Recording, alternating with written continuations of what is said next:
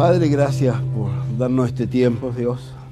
Oramos por lo que cantamos, Dios, para que nos ayudes a que no solo sean palabras, sino de verdad nuestro corazón esté involucrado en esto, Señor. Y Dios, cada una de las cosas que decimos, Señor, realmente las necesitamos, las queremos, Señor. Somos necesitados de Ti, como siempre lo decimos, Señor. Queremos estar cerca de Ti, Señor. Porque no hay mejor lugar para nosotros, Dios, que cerca tuyo, Señor. Y en esta hora queremos reiterártelo. Y queremos pedirte, Dios, tu bendición, Señor. Que nos bendigas, sigas bendiciendo esta mañana, Señor. Y así orar también por todas las necesidades que puedan haber en medio de nosotros, Señor. Tú las conoces, Señor. Oramos por aquellas que las conoces tú y las personas que están viviendo situaciones particulares. Para que tú te glorifiques, Dios, para que tú respondas, Dios, a la fe de cada una de ellas, Dios. Oramos para que tú te hagas presente en el tiempo actual, Señor, en la vida de cada uno de nosotros, Señor. Oramos porque queremos ver tu gloria, Dios, en medio de nosotros, Señor. Y yo te ruego, bendito Dios, esta mañana, por tu bendición, Señor. De verdad bendice a este pueblo, Dios, bendice estas ovejas tuyas, Señor. Y enséñales tú, Señor. Y tú háblales, Señor, de lo que tú quieres para cada uno de ellos, Señor. Padre, oramos una vez más, Señor, por las familias, Dios. Señor, yo quiero rogarte una vez más por nuestra Jerusalén, Señor. Señor, lo decía temprano, a veces queremos ir a Judea, Samaria, lo último de la tierra, pero a veces tenemos tan abandonada nuestra Jerusalén, Señor. Y yo te ruego en esta hora por nuestra Jerusalén, por los papás, las mamás, los hermanos, los hijos, las hijas, Señor. Oramos para que tú hagas un trabajo increíble, Señor, en la vida de ellos, Señor. Tú les toques, Dios, tú les hables, Señor, tú los muevas, Señor. Tú uses la forma y los instrumentos que tú estimes conveniente, Dios, para eso. Pero volvemos a rogarte por ellos, Señor, y rogamos por la familia, Dios, por todo el que está en el entorno nuestro, para que te puedan conocer, Señor, sobre todo los parientes más cercanos, Señor, y así también aquellos que a lo mejor no lo son, y así también por nuestros vecinos. Oramos, bendito Dios, para que nos des un gran amor por la gente, Señor. Ayúdanos, bendito Dios, necesitamos de ti en este tiempo, Señor. Gracias, Dios, en el nombre de Jesús, Señor. Amén. Bien, las mamás, que tengan muy buen día, que la hayan llamado, aquellos que necesitan ser llamadas, y si no, esperen el llamado en el transcurso del día, que seguramente lo van a hacer. Capítulo 14 del libro de Apocalipsis. Terminamos, yo creo, esta semana ya este capítulo. Y lo primero que hay que establecer aquí, ¿no es cierto?, es lo que Juan ha estado recibiendo. No nos olvidemos que Juan está preso, ¿no es cierto?, ha sido abandonado en una isla donde hay trabajos forzados.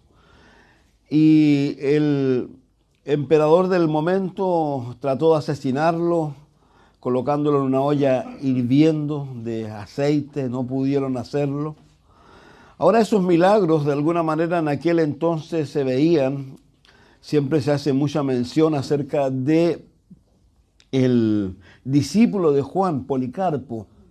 Policarpo fue un discípulo de Juan que luego fue hizo gran trabajo, al cual también lo asesinaron los romanos, y al cual un soldado, bueno, no debe haber sido cualquier soldado, sino una persona importante dentro de ellos, vino en el momento en donde a él lo iban a quemar en realidad. Eso es lo que iban a hacer con él, lo habían puesto en una hoguera, con todo listo para quemarlo, y este señor viene y le dice a él, porque era Policarpo, tenía aproximadamente la misma edad de Juan, cuando estaba pasando lo de Juan, y le dice: abuelo, ¿por qué no niegas esto y te vas a tu casa tranquilo? Y me evita a mí tener que pasar por esta situación de tener que quemarte, o yo estoy siendo más extremo. A lo que Policarpo le dice que no se preocupe por él en realidad. Él ha tenido una vida con Cristo en la cual Cristo ha sido fiel, y le dice: ¿sabes qué? En realidad no te preocupes por mí, preocúpate por ti en realidad, porque las llamas a las cuales yo voy a ser sujeto ahora no tienen ninguna comparación con las que vas a experimentar tú luego de que tengas que morir. y dice que le prendieron fuego a esta pira, ¿no es cierto? Y el fuego no llegaba a Policarpo, así que tuvieron que atravesarlo con una lanza. Entonces lo que yo estoy diciendo de Juan, que no debe ser sorpresa para nosotros que no le hiciera nada el aceite hirviendo. No debe ser sorpresa porque si miramos todo lo que ha ido aconteciendo hacia atrás, aquí estamos en el año 95 ya, ¿no es cierto? Ya Jerusalén ha sido destruido. Para atrás están los recuerdos, como los apóstoles mencionan, cuando dicen nosotros no nos hemos dado a conocer esto siguiendo fábulas, sino lo que hemos visto. Y ellos dicen que lo que vieron cuando Cristo, ¿no es cierto?, se bautizó, o cuando vieron también a el Señor en esa gloria magnífica con Elías y con Moisés, que lo vieron aquellos tres que estaban siempre con Jesús. Entonces no debiera sorprendernos eso y tampoco debiera sorprendernos hoy día el que pudieran ocurrir cosas de esa naturaleza si Dios así lo quisiera. Porque la misma Biblia dice que Dios no ha cambiado, que es el mismo ayer, hoy y siempre. El poder de Dios no ha menguado en realidad, Él sigue siendo lo que alguna vez alguien decía, porque alguien hacía una pregunta un poco como crítica, ¿dónde estaba el Dios de Abraham? ¿O dónde estaba el Dios de estas personas? A lo que alguien le preguntó, y en realidad, ¿dónde están los Abraham de Dios? Entonces también Dios nos invita a nosotros a eso, a convertirnos en las personas que anhelamos, producto de que estamos viviendo tiempos muy particulares, tiempos realmente en que el día menos pensado esto se va a terminar, esto se va a acabar. Yo vuelvo a insistir, creo que somos tremendamente privilegiados, producto de lo que nos ha tocado ver y vivir.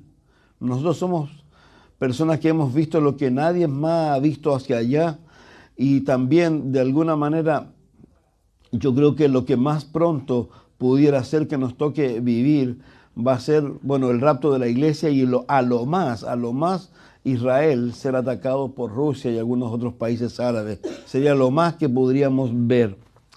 Dice el capítulo 14, verso 14 hasta el final: miré, he aquí una nube blanca, y sobre la nube uno sentado, semejante al Hijo del Hombre, que tenía en la cabeza una corona de oro, y en la mano una hoz aguda, y del templo salía otro ángel, clamando a gran voz al que estaba sentado sobre la nube: mete tu hoz y ciega, porque la hora de cegar ha llegado, pues la mies de la tierra está madura. Y el que está sentado sobre la nube metió su hoz en la tierra, y la tierra fue cegada. Y salió otro ángel del templo que está en el cielo, teniendo también una hoz aguda. Y salió del altar otro ángel que tenía poder sobre el fuego, y llamó a gran voz al que tenía la hoz aguda, diciendo: mete tu hoz aguda y vendimia los racimos de la tierra, porque sus uvas están maduras. Y el ángel arrojó su hoz en la tierra y vendimió la viña de la tierra. Y echó las uvas en el gran lagar de la ira de Dios, y fue pisado el lagar fuera de la ciudad, y del lagar salió sangre hasta los frenos de los caballos por 1200 estadios. Lo que está hablando o está recibiendo Juan y está escribiendo, ¿no es cierto?, es un acontecimiento que viene luego de que Satanás, el anticristo y el falso profeta han posicionado su poder en el templo de Dios, haciéndose pasar por Dios, y ha comenzado una batalla o una guerra que le hemos denominado la guerra de Armagedón. Pero particularmente aquí, este es el final de esa guerra, la última batalla que hay de esta guerra. Entonces, no hay que olvidarse que lo que estamos leyendo nosotros son las visiones que ha recibido Juan con respecto al futuro de Israel, de la iglesia y la humanidad. Eso es lo que ha recibido Juan. Ahora, cuando hablamos de la iglesia, ¿no es cierto?, no hay que olvidarse que el capítulo comenzó, o el libro comenzó primero haciendo referencia a Jesucristo, ¿no es cierto?, a cómo Juan ve a Jesús en esa gloria increíble. Y luego vemos que a Juan se le ha dicho cómo va a ser el resultado de este libro. Y se le dicen las cosas que has visto, las cosas que son y las cosas que han de ser después de esta. Nosotros estamos ahora en las cosas que han de ser después de esta. Porque las cosas que ha visto ya ocurrieron en el siglo I. o al final, sí, el siglo primero, al final del siglo primero. Las cosas que son, ¿no es cierto?, estamos viviéndolas nosotros ahora. Por eso quiero reiterar algo. Lo que estamos leyendo, las cosas que serán. Pero nosotros estamos en las cosas que son. Aún no ha llegado esas cosas que serán. ¿Por qué razón? Porque no ha ocurrido lo que el Señor enseña en el libro, ¿no es cierto?, de Apocalipsis, en el capítulo 2 y el capítulo 3, que es la iglesia cuando les enseña y les habla acerca de las 7 cartas. No se olvide que las 7 cartas, particularmente a la 6ª iglesia, ¿no es cierto?, se le hace mención de que es una iglesia que no tiene mucha fuerza, pero tiene algo a sus favores, que no ha abandonado la palabra de Dios, y a esa iglesia se le ha prometido que hay una puerta abierta. Y se le ha prometido que esa iglesia no va a sufrir lo que el mundo va a sufrir en la hora de la prueba que ha de venir sobre el mundo entero. ¿Por qué? Porque esa iglesia va a ser sacada del mundo.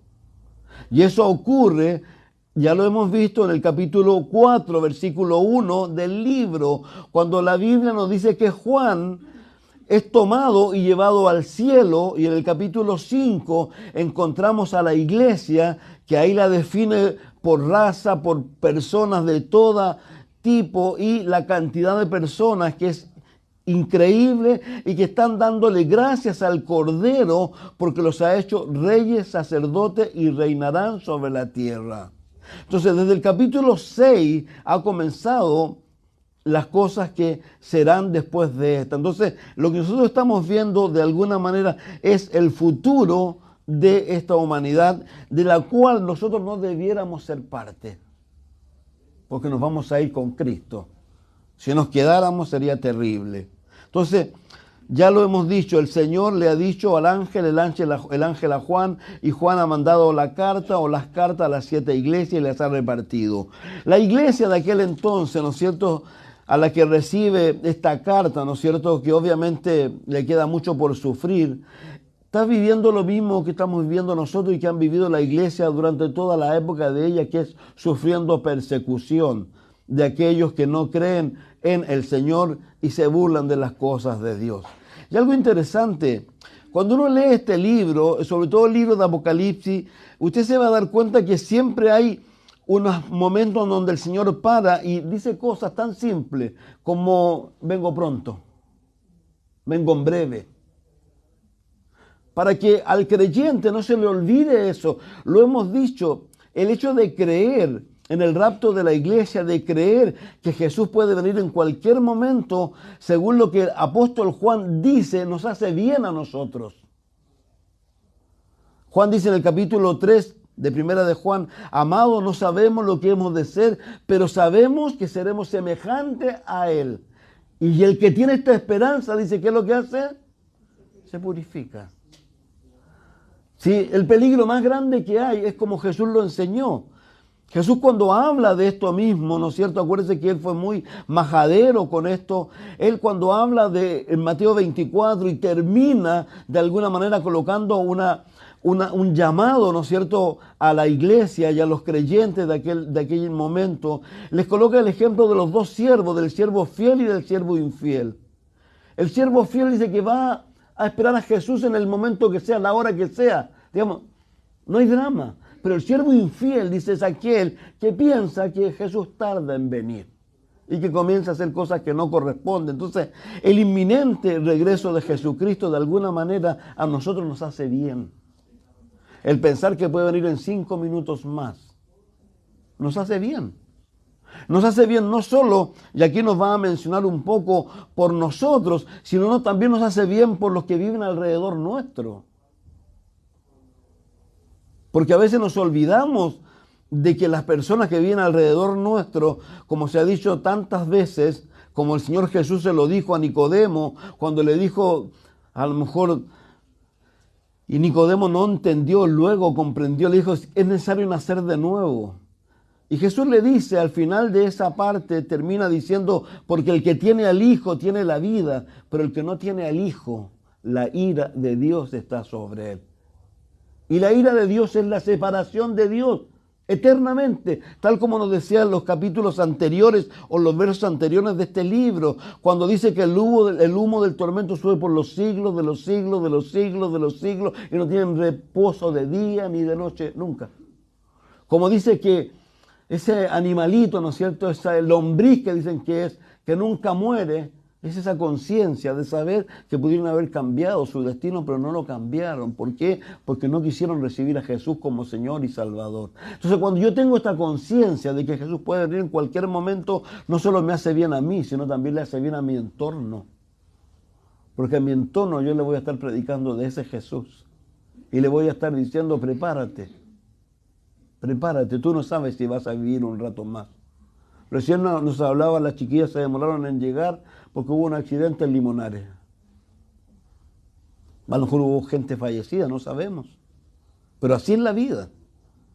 El día menos pensado partimos de este mundo. Entonces, Dios siempre quiere animarnos a nosotros. Quiero darle dos ánimos antes de que vayamos a este libro propiamente tal. Quiero que vayamos al libro de los Hebreos, por favor, al capítulo 10, verso 35 al 39. Me encanta este libro, yo los animo a que lo lean. Es un libro difícil, pero es un libro interesante. ¿Por qué? Porque el libro se escribe con una sola razón. Es decirle a los hebreos que se han hecho cristianos y que en este momento quieren volver a la antigua religión, que si vuelven a la antigua religión no les sirve de nada. ¿Por qué razón? Porque en la antigua religión no hay nada. Abandonan el camino, la verdad y la vida, porque el camino, la verdad y la vida es Jesús. Entonces Jesús es mayor que todo. No puede ser reemplazado ni por animales, no puede ser reemplazado por nada. Y cuando tú abandonas a Jesús, abandonas todo. Por eso dice ahí que no hay más que una horrenda expectación de pecado, de muerte, para aquel que abandona a Jesús, porque queda en la miseria más grande. Y aquí el Señor les habla a estas personas por medio del apóstol Pablo, digo yo. Algunos dicen que no se sabe. Bueno, no se sabe en realidad. Pero para mí es Pablo por la forma. Y él le dice algo interesante a estas personas. Hablando primero, trayéndolos un poco, ¿saben qué me encanta? Es como Pablo a los Gálatas, cuando les han sufrido tanto, ¿para qué? Si ahora quieres volver a hacer otras cosas. Y aquí le dice a ellos, partiendo del 34, porque de los presos también os compadecisteis, el despojo de vuestros bienes sufristeis con gozo, sabiendo que tenéis en vosotros una mejor y perdurable herencia en los cielos. Estas personas, algo sucedió con ellos en un momento que no tuvieron ningún empacho en que le quitaran su casa, le quitaran sus bienes, que vivieran lo que vivieran. Ellos seguían apegados a Cristo Jesús. Pero algo les pasó. Como mirábamos el miércoles, comenzando el libro de Nahum, con el tiempo es bueno y malo. Porque a veces el tiempo le hace mal a la gente. Y va pasando el tiempo y en vez de mejorar, empeoran. Entonces estas personas pareciera que algo sucedió. Satanás vino con tanta fuerza y con tanta potencia a desanimarlos. Y dice, no perdáis, dice, pues vuestra confianza que tiene grande galardón, porque os es necesaria la paciencia, para que habiendo hecho la voluntad de Dios obtengáis la promesa, porque aún un poquito, y el que ha de venir vendrá y no tardará. Mas el justo vivirá por fe, y si retrocediere, no agradará a mi alma. Nosotros no somos de los que retroceden para perdición, sino de los que tienen fe para preservación del alma. Ese es el ánimo que el apóstol le está dando a ellos y que nos da a nosotros. En 1 Tesalonicenses capítulo 4, por favor.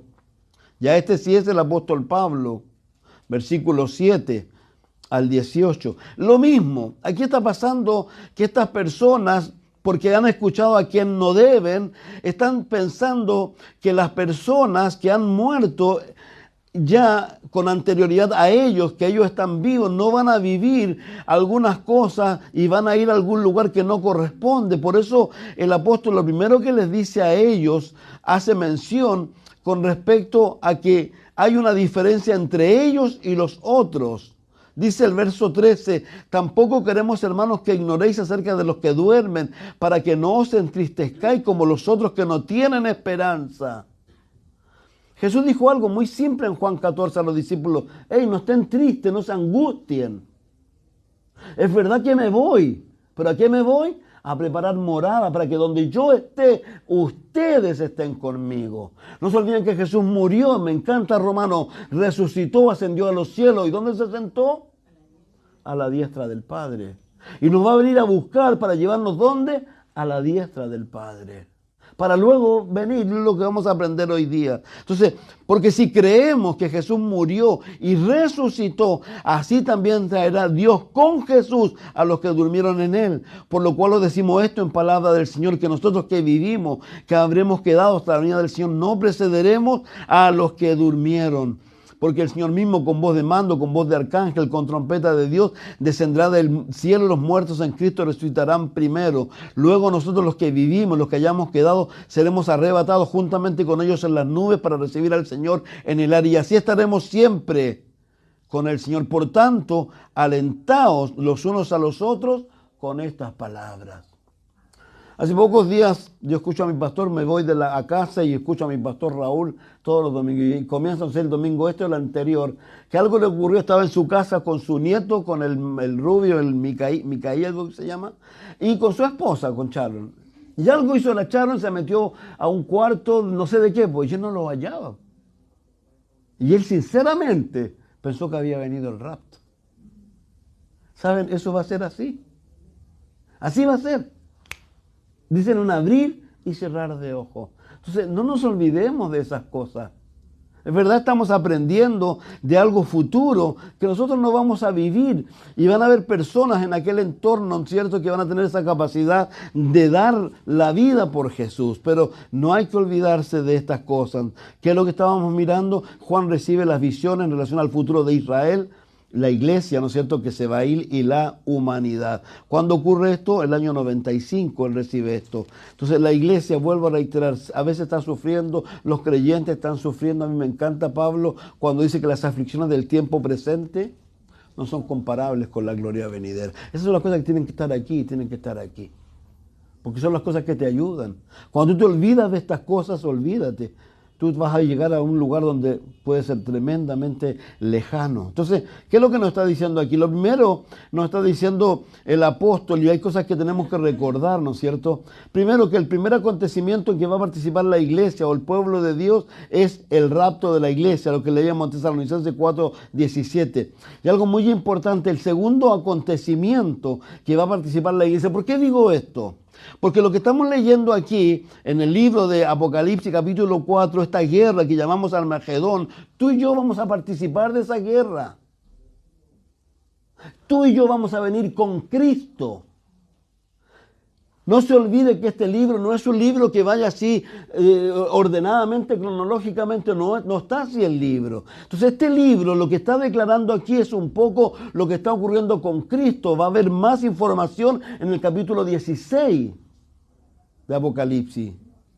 Entonces, como iglesia nosotros participamos del rapto. Segundo acontecimiento del cual participamos nosotros, que también es importante que no nos olvidemos. Vayamos por favor a 2 de Corintios, capítulo 5, verso 10.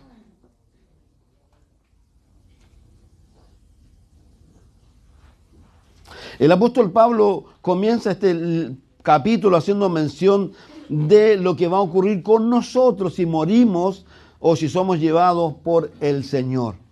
¿Ya? Y hace todo esto y él dice, bueno, yo quisiera no morir. Él murió y fue llevado, obviamente, como él mismo dice, para mí el vivir es Cristo, el morir es ganancia, y estoy en estrecho y deseo partir con Cristo. Y él vivió aquello. Entonces empieza a enseñar todo esto y ya se menciona a estas personas, ¿no es cierto?, de una cosa muy interesante. Dice el verso 9, por tanto, procuramos también, o ausentes o presentes, serle agradable. Porque es necesario que todos nosotros comparezcamos ante el tribunal de Cristo, para que cada uno reciba según lo que haya hecho mientras estaba en el cuerpo, sea bueno o sea malo. Todos nosotros vamos a ser llevados de aquí y vamos a ser puestos en algún momento en la presencia del Señor. Y el Señor dice en el libro de los Corintios, miren por favor, en 1 de Corintios, en el capítulo 3, versículo 13 y 14.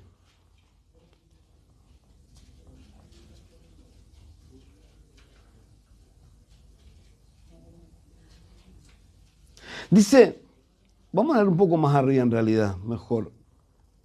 Dice el verso 10. Conforme a la gracia de Dios que me ha sido dada, yo como perito arquitecto puse el fundamento, otro edifica encima, pero cada uno mire cómo sobreedifica, porque nadie puede poner otro fundamento el que está puesto, el cual es Cristo. Y si sobre ese fundamento alguno edificare oro, plata, piedras preciosas, madera, heno, hojarasca, la obra de cada uno se hará manifiesta, porque el día la declarará, pues por el fuego será revelada, y la obra de cada uno, cual sea el fuego, la probará. Si permaneciere la obra que sobreedificó, recibirá recompensa. Si la obra de alguno se quemare, él sufrirá pérdida. Si bien él mismo será salvo, aunque así como por fuego. Todos nosotros vamos a ir delante de la presencia del Señor. ¿Y qué va a hacer el Señor? Nos va a llamar, como yo digo, a la oficina y nos va a preguntar, ¿qué pasó contigo desde el día 9 de abril del año 1983 en que me conociste hasta el día, voy a ponerle una fecha, ojalá se cumpliera, ¿no es cierto? ¿A cómo estamos hoy día? A 14, a 15. A 14 de mayo. El 16 de mayo, 2 días más. ¿Qué pasó contigo? ¿Qué hiciste tú todo ese tiempo con lo que yo te di a ti? No se olvide que el Señor dice que nos va a demandar cosas. Entonces, por eso esto es tan importante, porque tú y yo, vuelvo a reiterar, tenemos que entender que Dios, ¿qué es lo que va a hacer? Dios va a entregarnos recompensas, va a entregarnos coronas.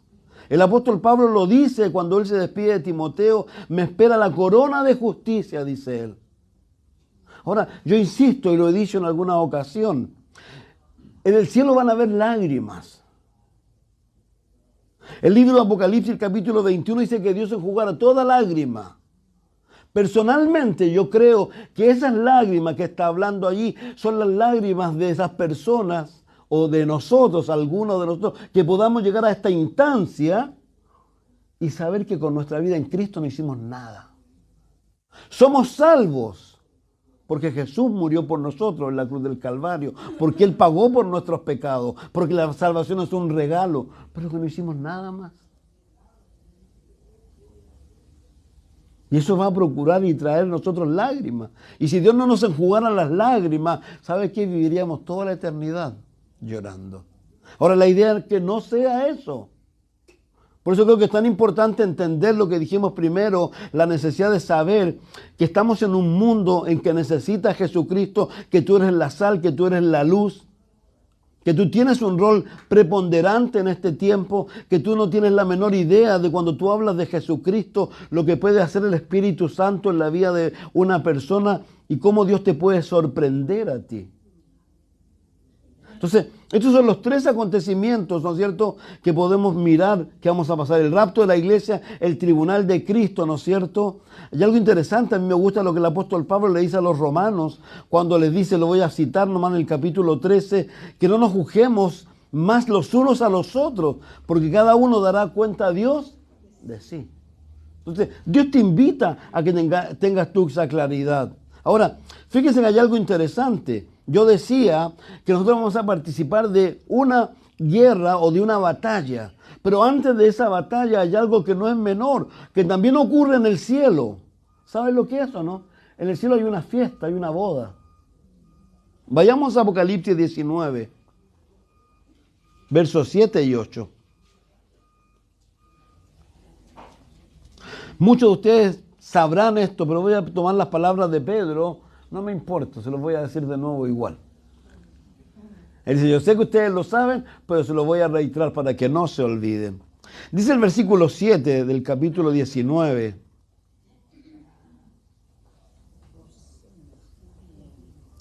Gocémonos y alegrémonos y démosle gloria, porque han llegado las bodas del Cordero y su esposa se ha preparado y a ella se le ha concedido que se vista de lino fino, limpio y resplandeciente, porque el lino fino es las acciones justas de los santos. Algunos sugieren que lo que tú vayas a hacer en el reino milenial está en estricta relación con lo que tú hagas hoy, que son los premios, que son los lugares donde Dios te va a poner. Y aquí lo dice, porque el lino fino es las acciones justas de los santos. Ahora algo interesante, si seguimos al verso 9, y el ángel me dijo, escribe, bienaventurados los que son llamados a la cena de las bodas del Cordero. Esto que está aquí es algo que va a ocurrir acá en la tierra. Lo leíamos hace pocos días cuando el Señor enseña, ¿no es cierto?, que está preparada la cena y dice que a los invitados los llama y los invitados, ¿qué le dicen? Están ocupados. ¿Se acuerdan de esa parábola?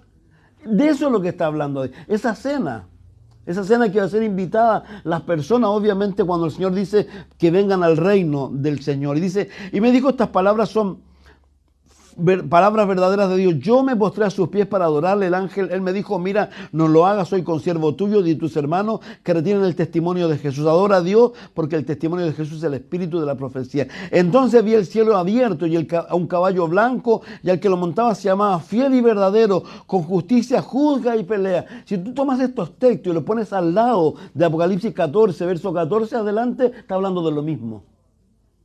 Está hablando de Jesús. Con la corona, dice ahí. Y ahí algo interesante, la descripción que da en Apocalipsis 14, que espero verla hoy día, dice que la sangre llega al freno de los caballos. Digamos, va a ser una guerra tan brutal, y que va a ser a nivel mundial. Ahora, obviamente, como todos sabemos, va a ocurrir que todo el mundo, lo que estaba ocurriendo, esa batalla que estaba ocurriendo aquí entre la izquierda y la derecha, ¿no es cierto? Por poner un ejemplo, esa izquierda y derecha se van a poner de acuerdo para ir ahora y guerrear con Jesús y contra Israel. Es una guerra mundial la que va a haber allí, ese Armagedón. Entonces, dice, sus ojos eran como llamas de fuego, había en su cabeza muchos diademas, tenía un nombre escrito que ninguno conocía sino él mismo. Estaba vestido de una ropa teñida en sangre y su nombre es el Verbo de Dios. Y los ejércitos celestiales, vestidos de lino fino, blanco y limpio, le seguían en caballos blancos. ¿Quiénes son estos? La iglesia. Por eso es lo que yo estaba hablando un poco, dando el itinerario. Porque ese es el itinerario. ¿Dónde estamos nosotros? En las cosas que son. Que el día menos pensado se acabaron y comienzan las cosas que serán después de esta, porque la iglesia se va. ¿Pero a dónde se va? A dar cuenta, a la oficina. Todos nosotros a la oficina. Luego de la oficina, las bodas del Cordero. Luego de las bodas del Cordero, a seguir a Jesucristo, que viene a parar la guerra que hay aquí, a parar todo lo que está ocurriendo para instaurar, ¿qué? Su reino milenial. Entonces, por eso la iglesia, cuando uno lo ve en el capítulo 5, ¿no es cierto? Y no solo ahí, sino en otros lugares, le da tanta gracia y gloria a Cristo. ¿Por qué? Porque no es menor lo que Dios nos ha hecho a nosotros participar. Somos privilegiados. No solo nos ha sellado como su propiedad, nos va a venir a buscar, nos va a dar un viaje. Yo vuelvo a reiterar, ¿has pensado? ¿Quién ha volado aquí en avión? Levanten la mano los que han volado en avión. Los que no han volado en avión no saben lo que significa. Es increíble y claro, tú te asustás. Pero imagínense, Dios no nos vaya ni siquiera en un avión. ¿En qué nos va a llevar? Una nube. Dice, ahora la nube, ¿qué tendrá adentro? No tengo la menor idea. Pero dice que vamos a ser llevados, sacados de este mundo. ¿Has pensado en eso? Que el día menos pensado pasa esto y nos vamos de este mundo. ¿Y a dónde nos vamos? ¿Dónde está Jesús? ¿Dónde está el apóstol Pablo? Dijo el paraíso. Conozco un hombre, si en el cuerpo, fuera del cuerpo, fue llevado ¿dónde? Al tercer cielo. Padre nuestro que estás ¿dónde? En los cielos. Esa, como dice Apocalipsis 21, esa nueva Jerusalén que desciende del cielo de Dios. Entonces, por favor, puede parecer cuento, pero no lo es. Es una realidad, es una verdad. Tú y yo vamos a participar de esa situación. Entonces, por eso es tan importante entender esto. Entonces, el regreso de Cristo a la tierra con sus santos a guerrear. Eso es lo que está hablando aquí en el capítulo 14, que no hemos comenzado todavía. Algún día comenzaremos.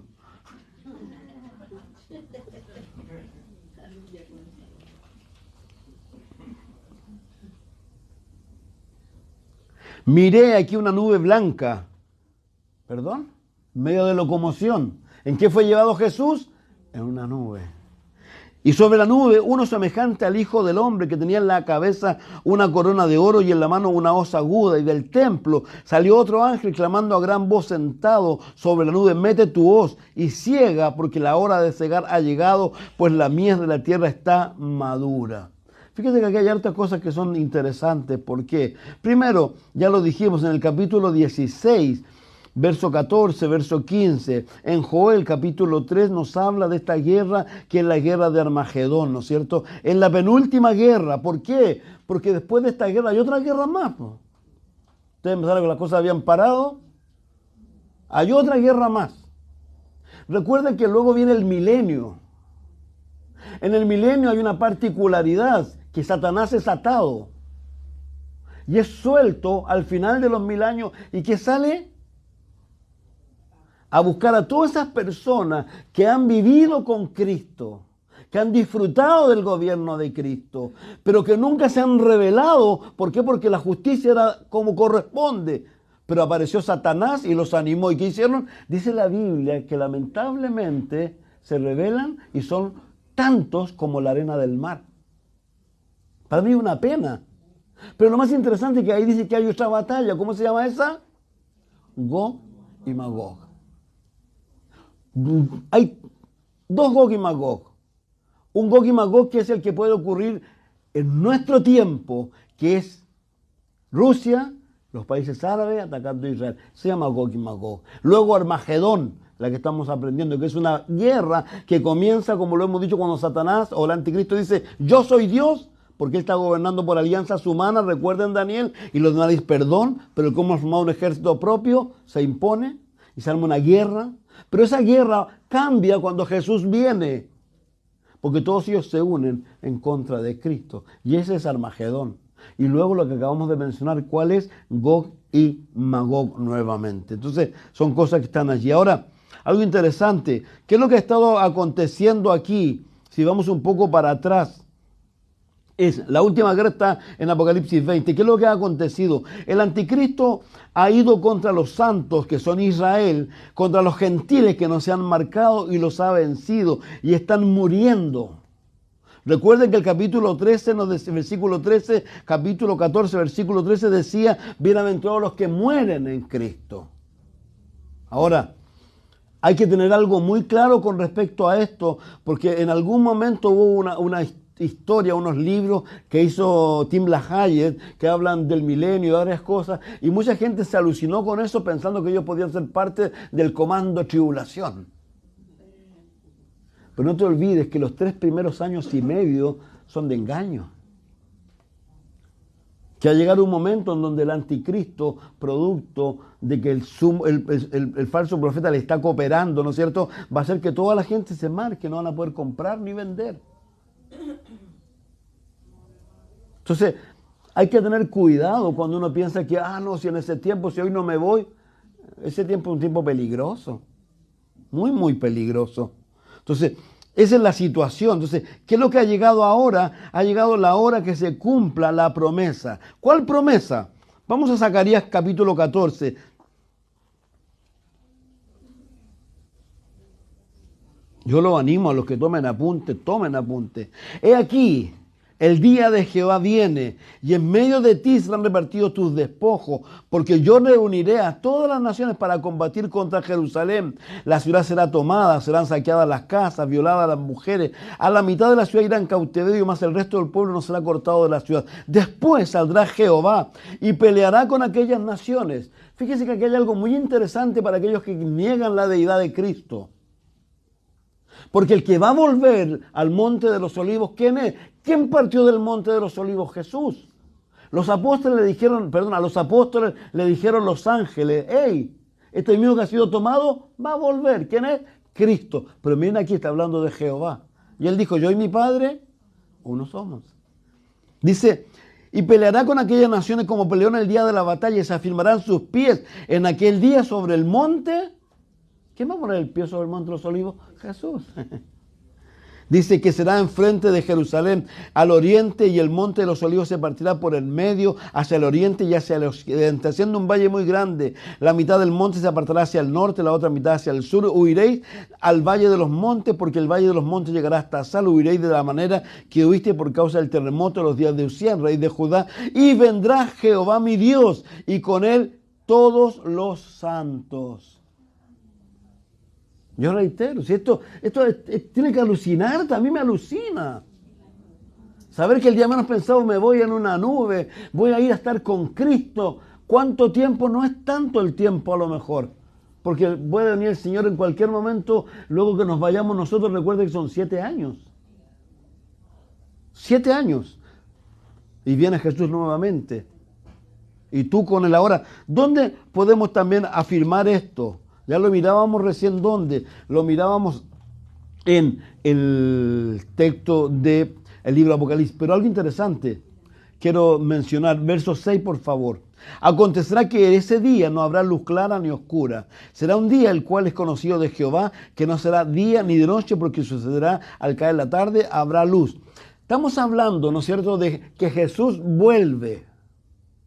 ¿Cuándo? ¿Luego de qué? De la tribulación. Según lo que nos dice Zacarías, Zacarías nos da una descripción de lo que va a pasar con el tiempo. Miren por favor Mateo 24, verso 29. Para que usted se dé cuenta de lo que siempre hemos dicho, que lo que enseñamos no es que se nos ocurra. Es la palabra simple, sencilla. Verso 29 del capítulo 24. Voy a leer desde el 27. Porque como el relámpago que sale del oriente se muestra hasta el occidente, así será la venida del Hijo del Hombre. Porque donde quiera que estuviera el cuerpo muerto, allí se juntarán las águilas. E inmediatamente después de la tribulación de aquellos días, el sol se oscurecerá, la luna no dará su resplandor, las estrellas caerán del cielo y las potencias de los cielos serán conmovidas. Entonces aparecerá la señal del Hijo del Hombre en el cielo, y entonces lamentarán todas las tribus de la tierra y verán al Hijo del Hombre viniendo sobre las nubes del cielo con poder y gran gloria. Si usted lee el 14 de Zacarías, leemos esto, es lo mismo, es el mismo día, es el mismo tiempo. Entonces por eso reiteramos, esto es lo que nos espera a todos y cada uno de nosotros. Ahora, por favor, el versículo 15 del libro de Judas. Yo vuelvo a reiterar, no, entonces usted se va a encontrar con mucha gente que le va a decir eso no es verdad. Y usted le va a decir, pero mira lo que dice la Biblia. Versículos 14 y 15. Un solo capítulo tiene este libro.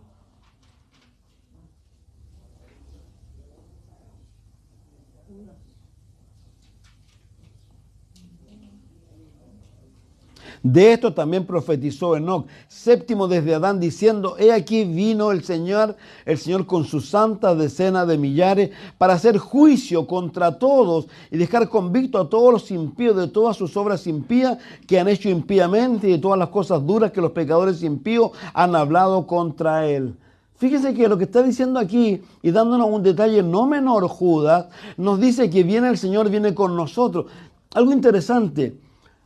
Los que conocen la Escritura, en un momento el apóstol Pablo tiene que retar, porque es la palabra real que le dice a los corintios, porque ellos tienen problemas entre ellos y están yendo a los juzgados del mundo. Y dice, ay, cabréense. ¿No se dan cuenta que ustedes van a juzgar a los ángeles? ¿Que ustedes van a juzgar al mundo?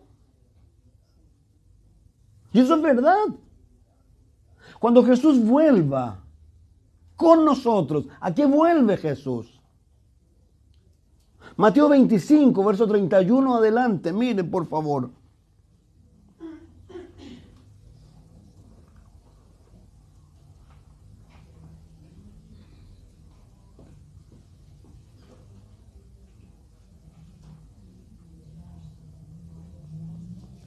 Le he estado enseñando acerca de las viudas, ¿no es cierto?